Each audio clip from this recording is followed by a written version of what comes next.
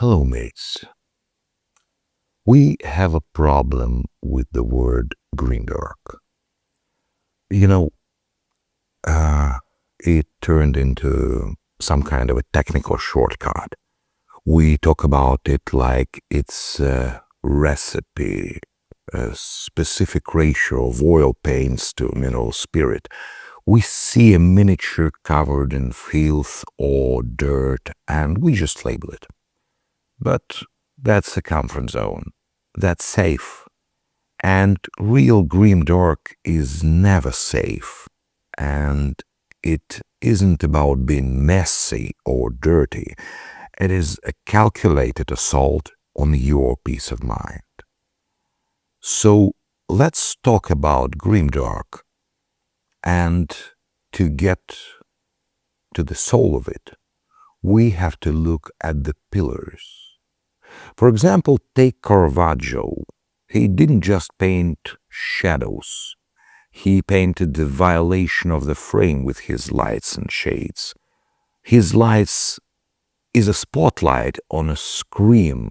It's theatrical, brutal, and it refuses to let you look away from the subject. And look at Giger. It is the biomechanical nightmare. The terror that your body is not your own, that it is merely a machine to be used, grafted, and then just simply discarded. And then there is Beksinski, and he gave us the scale of our own insignificance. All his architecture made of bones, skulls, crumbling under the weight of a million years, it isn't even scary anymore. It's worse. It's inevitable. Let's look at some more, maybe modern examples, if you want to see where this feeling truly lives. Today, look at the silence of Blum. Sutomu Nihei, he didn't just draw a city.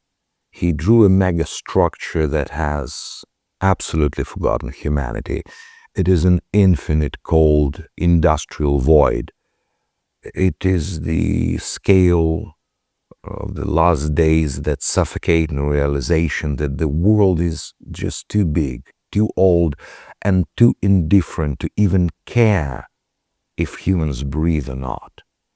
And then there is a pinnacle, and it is a mad god, a stop-motion cartoon, if I can call it a cartoon, by Phil Tippett. And he didn't make a film, he built a sensory infection. It is the ultimate expression of this style because it is profoundly unclean. Not just because of the grime, or dirt, or rust, but because of the intent. It is a world of mindless cruelty and physical rot. It is designed to irritate the viewer, to make us feel the grit between our teeth, to make us want to look away. There is a boundary here that people miss. You know, body horror is a reflex. It's a jump scare for the flesh. It's blood and bone and mutilation, and it is a scream. But grimdark is the silence that follows. It is the existential dread that remains when the screaming stops. It is the realization that the mutation isn't an accident, it's just a new standard.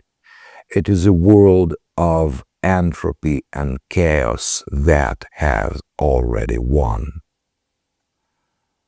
So, it's kind of ironic. People look at my works and they call it grimdark, but they see a desaturated palette, the wear, the grit of modern warfare, and they just apply a label, but they're usually wrong. Most of my work is just, high fidelity realism. It is grounded in the truth of the machine, the physicality of the world we actually live in. It's just too honest to be some grim dark nightmare. Maybe it is exaggerated a little bit, but yeah, I tend to do realism. And true grim dark, it doesn't care about honesty. It only cares about the irritation of the soul. So it's about atmosphere. It's about making nightmares real. And let's not buy more oils. Let's not buy more enamel paints and other stuff for weathering, which came to miniature painting medium from scale models. It's just a tool. I'm asking you to be brave enough to be uncomfortable. So when you sit at your desk, stop trying to make something cool. Cool Space Marines. Don't try to make it clean. Try to paint a feeling, the atmosphere of dread, fear, of anxiety, of hopelessness, because all these are components of true GrimDark style. Try to make something that smells like old blood or tastes like rusty metal. This is what GrimDark is all about. It's not about painting an object. It's about painting this nightmare.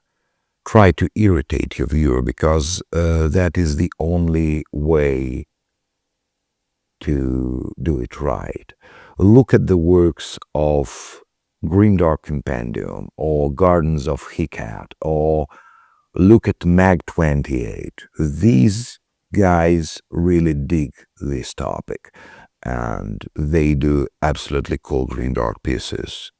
So maybe go and try it yourself. And happy painting.